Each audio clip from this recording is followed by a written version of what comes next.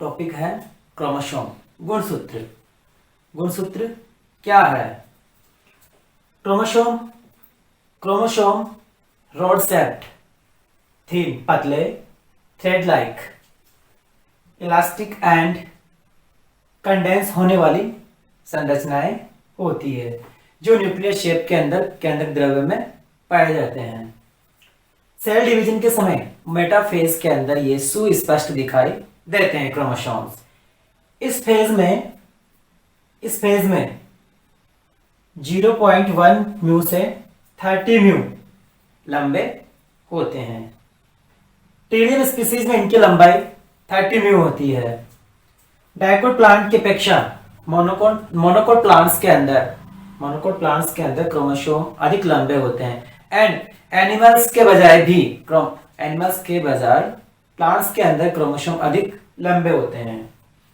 प्रत्येक क्रोमोसोम में स्वजनन की क्षमता पाई जाती है। यह जेनेटिक मटेरियल को एक पीढ़ी से दूसरी पीढ़ी में ट्रांसफर करने का कार्य भी करते हैं क्रोमोसोम्स। इनमें क्षारीय अभिरंजकों से अभिरंजित होने का गुण पाया जाता है। क्रोमोसोम में क्षारीय अभिरंजकों से अभिरंजित होने का गुण पाया जाता है। अब बात करते हैं इसकी खोज की। सर्वप्रथम स्ट्रॉसबर्गर ने सेल डिवीजन के समय केंद्रक द्रव्य के अंदर थ्रेड लाइक संरचनाओं को गुणसूत्र कहा। एंड इनके पश्चात डब्ल्यू वर्ल्डेयर ने इन संरचनाओं को क्रोमोसोम्स नाम दिया।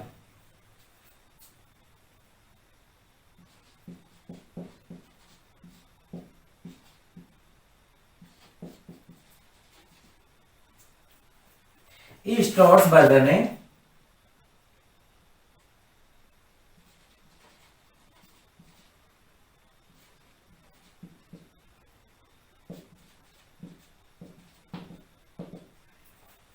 इन संरचनाओं को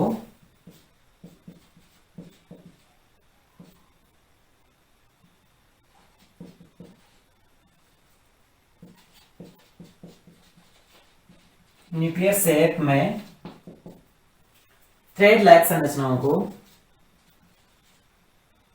थ्रेड लाइक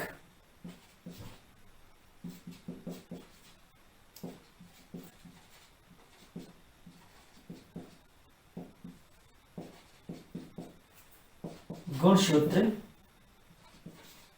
या क्रोमोसोम कहा। इनके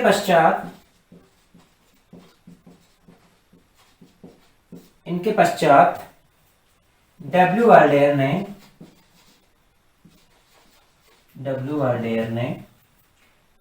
इन संरचनाओं को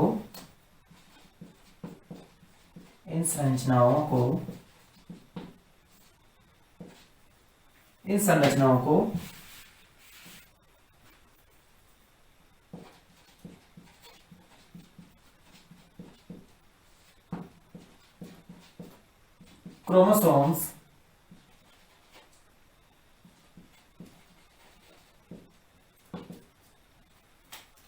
नाम दिया या क्रोमोसोम्स कहा। दोबारा से देखते हैं क्रोमोसोम्स क्या होते हैं। सामान्यतः गुणसूत्र rod shaped, thin, thread like, elastic and condense होने वाली संरचनाएं होती है जो न्यूक्लियर शेप में पाए जाते हैं। क्रोमोसोम सेल डिवीजन की मेटाफेज के अंदर मध्यावस्था में ये सुस्पष्ट दिखाई देते हैं। इस फेज में ये लगभग 0.1 म्यू से 30 म्यू लंबे होते हैं। टेलियन स्पीसीज के अंदर इनकी लंबाई लगभग 30 म्यू होती है। डाइकोट प्लांट्स की अपेक्षा मोनोकोट प्लांट्स में इनकी लंबाई, क्रोमोसोम की लंबाई अधिक होती है। और एनिमल्स के बजाय प्लांट के अंदर क्रोमोसोम की लंबाई अधिक होती है। इनमें स्वजनन की क्षमता पाई जाती है। ये जेनेटिक मटेरियल को एक पीढ़ी से दूसरी पीढ़ी में ट्रांसफर करने का कार्य करते हैं। क्रोमोसोम में क्षारीय अभिरंजकों से अभिरंजित होने का गुण भी पाया जाता है। इसकी खोज स्ट्रॉसबर्गर ने सेल डिवीजन के समय क्रोमोसोम को सर्वप्रथम स्ट्रॉसबर्गर ने सेल डिवीजन के समय केंद्रक द्रव्य में थ्रेड लाइक संरचनाओं को गुणसूत्र कहा। इसके पश्चात डब्ल्यू वर्ल्डेयर ने इन संरचनाओं को क्रोमोसोम्स कहा। अब बात करेंगे इसकी संरचना की, गुणसूत्र की संरचना की।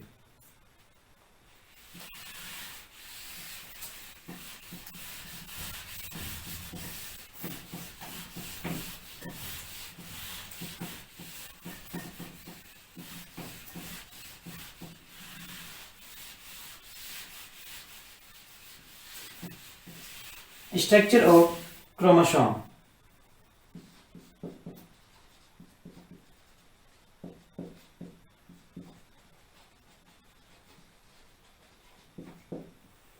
गुणसूत्र की संरचना में निम्न भाग पाए जाते हैं। कौन कौन से भाग हैं?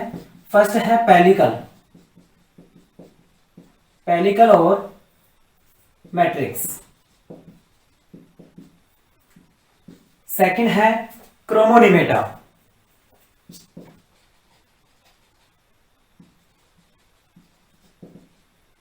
थर्ड है क्रोमोमियर्स,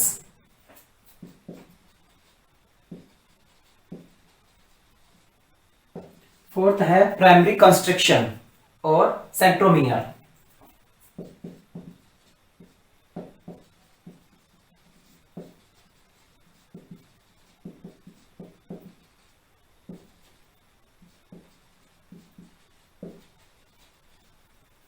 फिफ्थ है सेकेंडरी कंस्ट्रक्शन।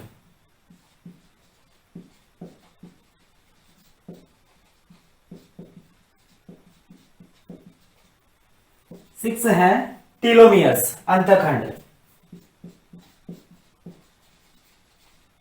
तो सबसे पहले बात करेंगे पेलिकल मैट्रिक्स की, उसके पश्चात क्रोमोनिमेटा, उसके पश्चात क्रोमोमियर्स, उसके पश्चात प्राइमरी कंस्ट्रक्शन, उसके पश्चात सेकेंडरी कंस्ट्रक्शन एंड सबसे लास्ट में टीलोमियर्स। इस प्रकार क्रोमोसोम की संरचना में निम्न भाग पाए जाते हैं, जो इस प्रकार हैं। सबसे पहले पढ़ेंगे पेलिकल और मैट्रिक्स, जो क्रोमोसोम संरचना का पहला भाग है।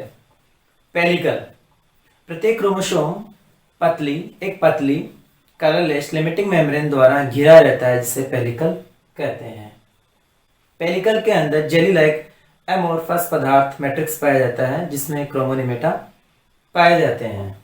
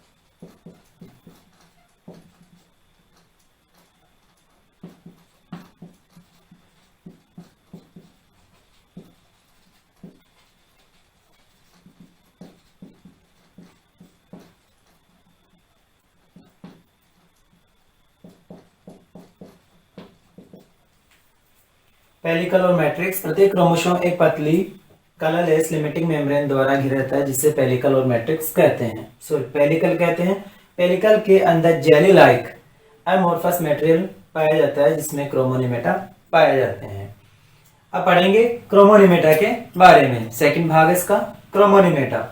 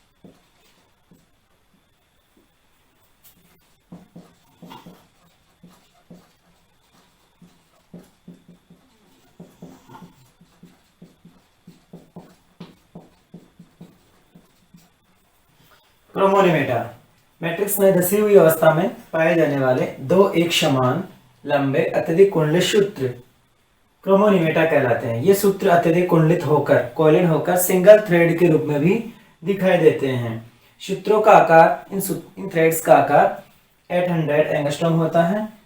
ये थ्रेड सेल साइकिल की प्रोफेज में दिखाई देते हैं। कभी कभी ये इंटरफेज में भी दिखाई देते हैं।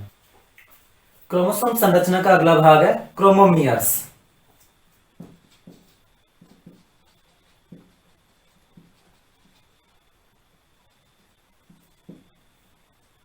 क्रोमोमियर्स म्यूसिस की प्रोफेज में क्रोमोसोम के ऊपर सूक्ष्म दानों के समान उभार दिखाई देते हैं, जिन्हें क्रोमोमियर्स कहते हैं। इन क्रोमोमियर्स का आकार व स्थान गुणसूत्रों के ऊपर कांस्टेंट होता है, नियत होता है। इन संरचनाओं का वर्णन सर्वप्रथम बालबियाने ने किया।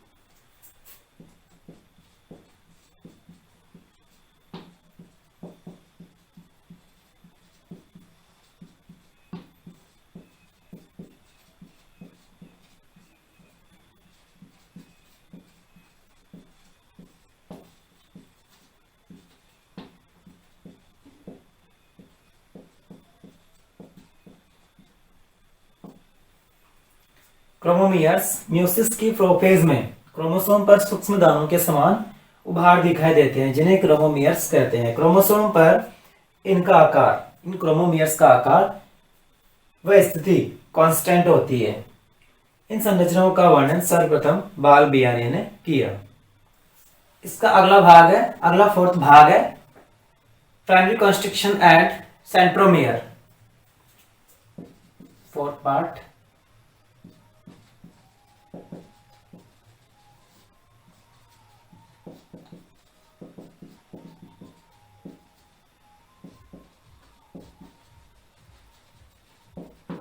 प्राइमरी कंस्ट्रक्शन और सेंट्रोमियर।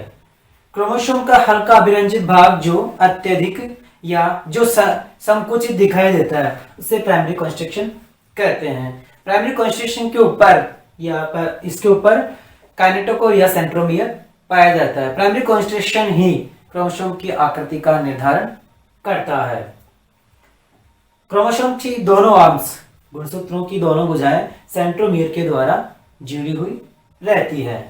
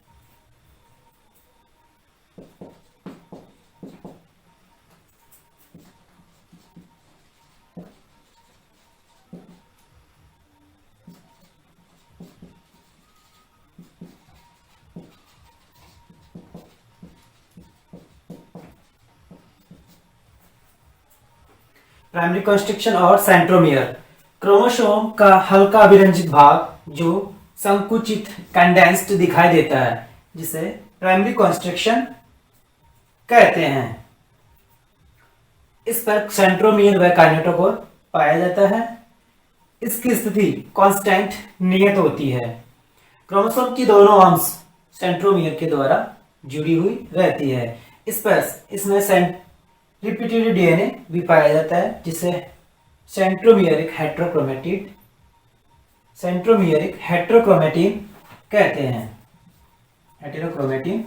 कहते हैं। अब बात करेंगे क्रोमोसोम पर सेंट्रोमियर की उपस्थिति, अनुपस्थिति व संख्या के आधार पर प्रकारों की।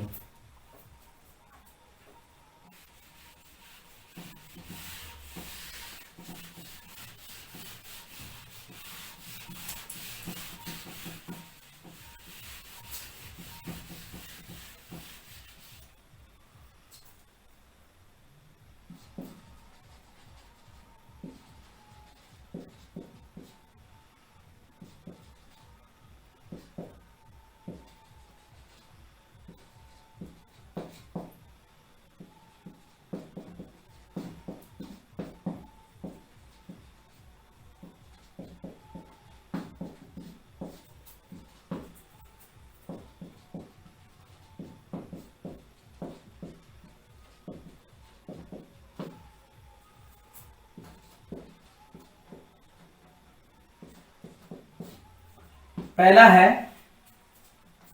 मोनोसेंट्रिक, सेकंड है डाइसेंट्रिक, थर्ड है पॉलीसेंट्रिक एंड फोर्थ है एसेंट्रिक। अपन बात कर रहे थे क्रोमोसोम पर सेंट्रोमियर की उपस्थिति, अनुपस्थिति, संख्या के आधार पर प्रकारों की। तो पहला प्रकार इसका मोनोसेंट्रिक, दूसरा है डाइसेंट्रिक, तीसरा है पॉलीसेंट्रिक एंड फोर्थ है एसेंट्रिक। तो सबसे पहले बात करेंगे मोनोसेंट्रिक की। मोनोसेंट्रिक के अंदर प्रत्येक क्रोमोसोम्स में प्रत्येक क्रोमोसोम पर, प्रत्येक गुणसूत्र पर एक सेंट्रोमियर पाया जाता है। प्रत्येक क्रोमोसोम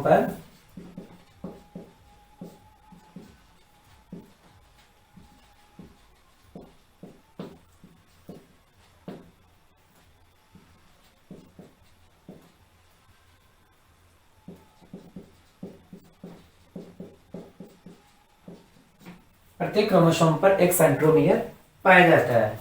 डाइसेंट्रिक के अंदर प्रत्येक क्रोमोसोम पर 2 सेंट्रोमियर पाए जाते हैं।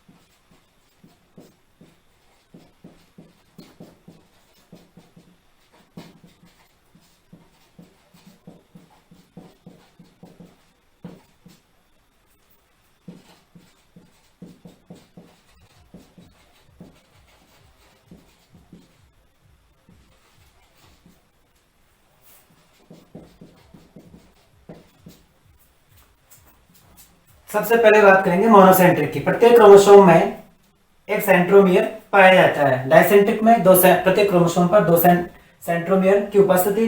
पॉलीसेंट्रिक के अंदर एक या दो से अधिक, दो या दो से अधिक सेंट्रोमियर की उपस्थिति। एंड एसेंट्रिक के अंदर एसेंट्रिक ये क्रोमोसोम के टूटे हुए खंड होते हैं जिनका कोई अस्तित्व नहीं होता क्योंकि इनके अंदर सेंट्रोमियर नहीं पाया जाता है।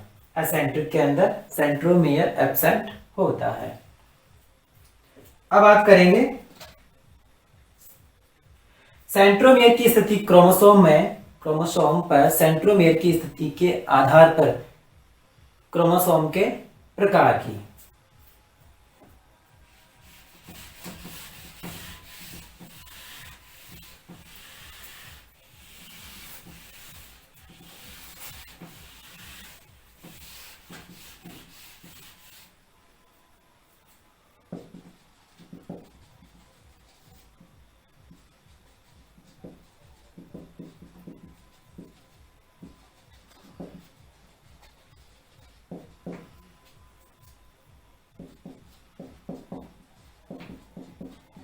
गुणसूत्रों पर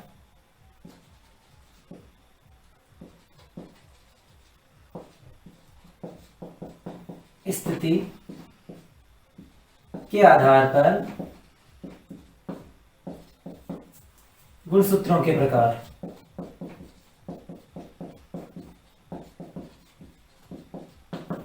कौन कौन से प्रकार हैं उनकी चर्चा करेंगे। फर्स्ट है मेटासेंट्रिक,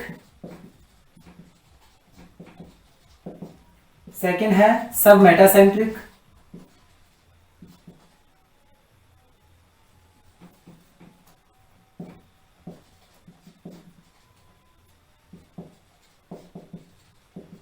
एंड थर्ड है एक्रोसेंट्रिक,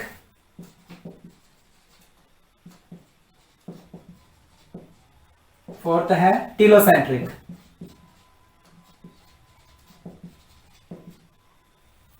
मेटासेंट्रिक, सब metacentric, acrocentric and telocentric. Chromosome पर सेंट्रोमियर की स्थिति के आधार पर गुणसूत्रों के या क्रोमोसोम के प्रकार। मेटासेंट्रिक, सब मेटासेंट्रिक, एक्रोसेंट्रिक एंड टीलोसेंट्रिक। तो सबसे पहले बात करेंगे मेटासेंट्रिक की। मेटासेंट्रिक में जब किसी गुणसूत्र में सेंट्रोमियर मध्य में स्थित होता है तथा दोनों क्रोमोसोम की आर्म्स होती है वो बराबर होती है तो उसे मेटासेंट्रिक क्रोमोसोम कहते हैं।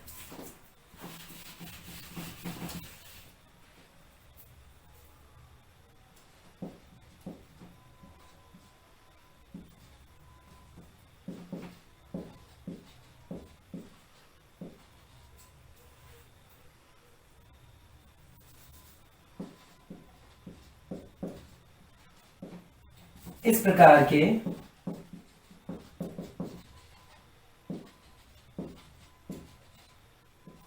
क्रोमोसोम में सेंट्रोमियर मध्य में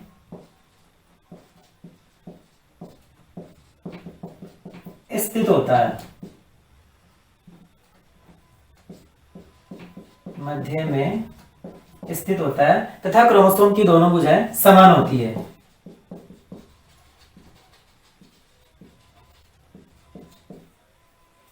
दोनों भुजाएं, दोनों आर्म्स समान होती है। आकृति इनकी वी के समान होती है। जैसे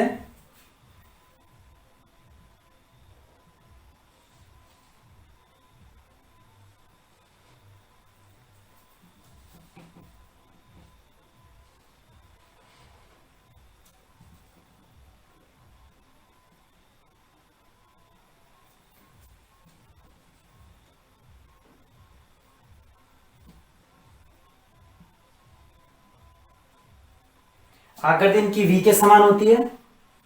मेटासेंट्रिक, इस प्रकार के क्रोमोसोम में सेंट्रोमियर मध्य में पाया जाता है तथा क्रोमोसोम की दोनों आर्म्स, दोनों भुजाएं समान होती है, आकृति वी के समान होती है। अब बात करेंगे इसके सेकंड टाइप की, सब मेटासेंट्रिक की।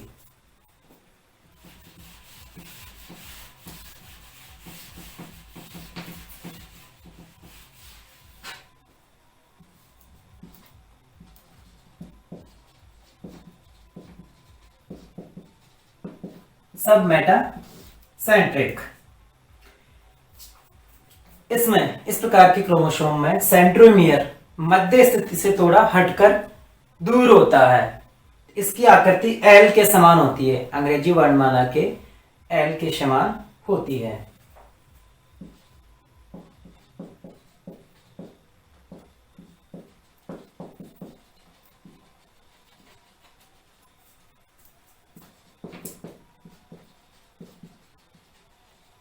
सेंट्रोमियर मध्य से थोड़ा दूर होता है। इनकी आकृति इनकी एल के समान होती है, जो एनाफेज में दिखाई देते हैं। सेल डिवीजन की, कोशिका सेल साइकिल की एनाफेज के अंदर ये दिखाई देते हैं। जैसे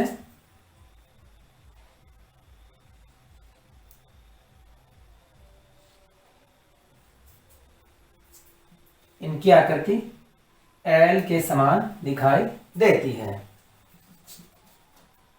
एक भुजा बड़ी और एक भुजा छोटी, तो इनकी आकृति एल के समान होती है। अब बात करेंगे एक्रोसेंट्रिक की। इन क्रोमोसोम में सेंट्रोमियर एक सिरे पर होता है। क्रोमोसोम की एक भुजा लंबी तथा दूसरी भुजा न के बराबर होती है। इन जो क्रोमोसोम होते हैं उनकी आकृति अंग्रेजी वर्णमाला के जे के समान होती है।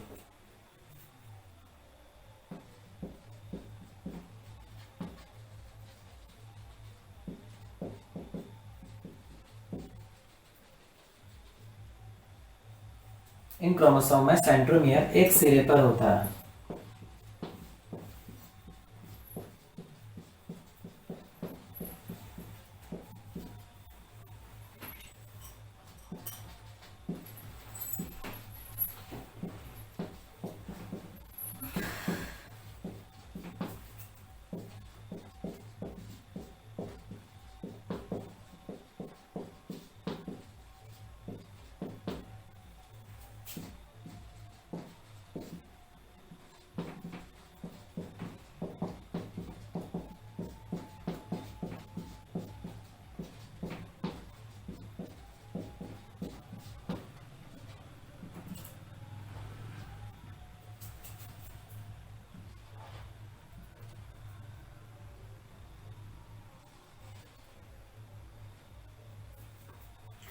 इन क्रोमोसोम में सेंट्रोमियर एक सिरे पर होता है। क्रोमोसोम की एक भुजा लंबी तथा दूसरी भुजा न के बराबर होती है और इनकी आकृति जय के समान होती है, अंग्रेजी वर्णमाला के जय के समान होती है। अब बात करेंगे टीरोसेंट्रिक की।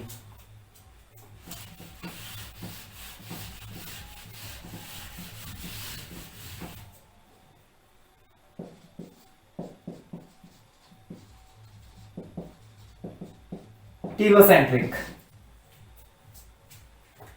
इन क्रोमोसोम में सेंट्रोमियर की स्थिति अंतस्थ होती है, टर्मिनल होती है। इन क्रोमोसोम में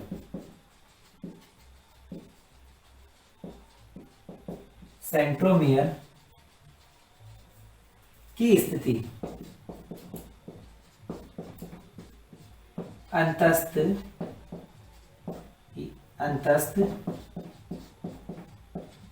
होती है, अंतस्थ होती है। ये एनाफेज के दौरान दिखाई देते हैं। ये एनाफेज के अंदर या एनाफेज सेल साइकिल की एनाफेज में दिखाई देते हैं। इनकी आकृति रॉड शेप्ड होती है, आकृति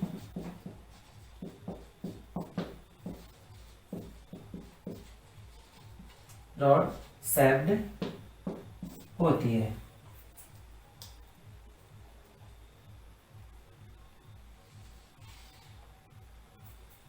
telocentric.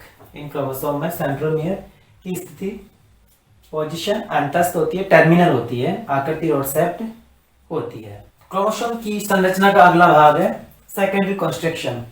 Secondary constriction two types का होता है, secondary constriction first and secondary constriction second.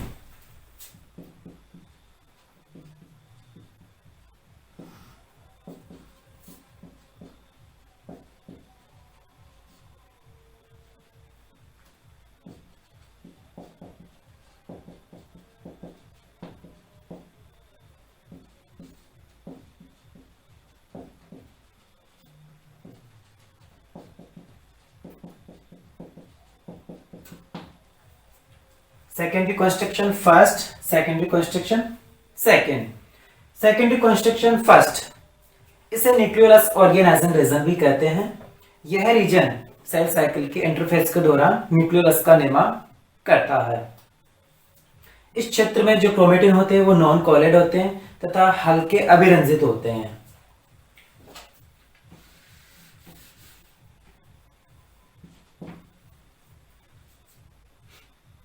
Secondary constriction first, इसे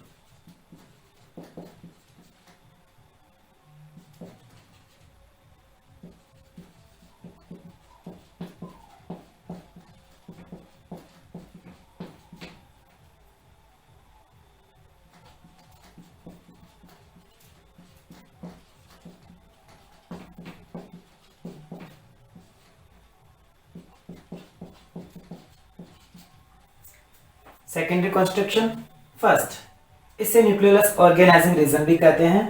यह रीजन सेल साइकिल की इंटरफेस के दौरान न्यूक्लियोलस का निर्माण करता है। इस भाग में नॉन कोलेट क्रोमेटिन पाए जाते हैं जो हल्के अभिरंजित होते हैं। अब बात करेंगे सेकेंडरी कंस्ट्रक्शन सेकेंड की।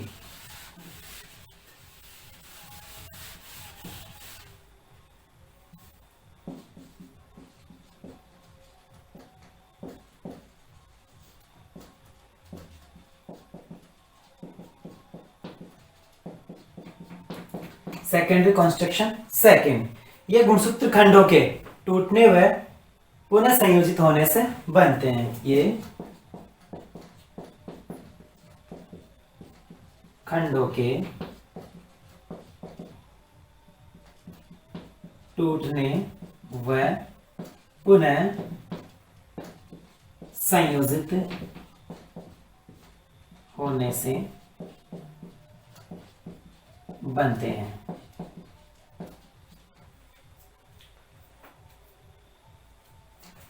क्रोमोसोम की संरचना का सबसे लास्ट भाग है टीलोमियर। गुणसूत्र खंडों का अंतिम छोर या गुणसूत्र भुजा का अंतिम सिरा टीलोमियर कहलाता है। यह क्रोमोसोम है, गुणसूत्र भुजा का अंतिम सिरा टीलोमियर कहलाता है। यह हो गया सेकेंडरी कंस्ट्रक्शन सेकेंड। ये हो गया प्राइमरी कंस्ट्रक्शन। इससे आगे है secondary constriction first. Secondary constriction first से आगे से की भुजा से आगे गोलाकार संरचना पाई जाती है जिसे सैटेलाइट बॉडी या ट्रैपेंट कहते हैं। सबसे लास्ट भाग है टीलोमियर। गुणसूत्र भुजा का अंतिम सिरा टीलोमियर कहलाता है।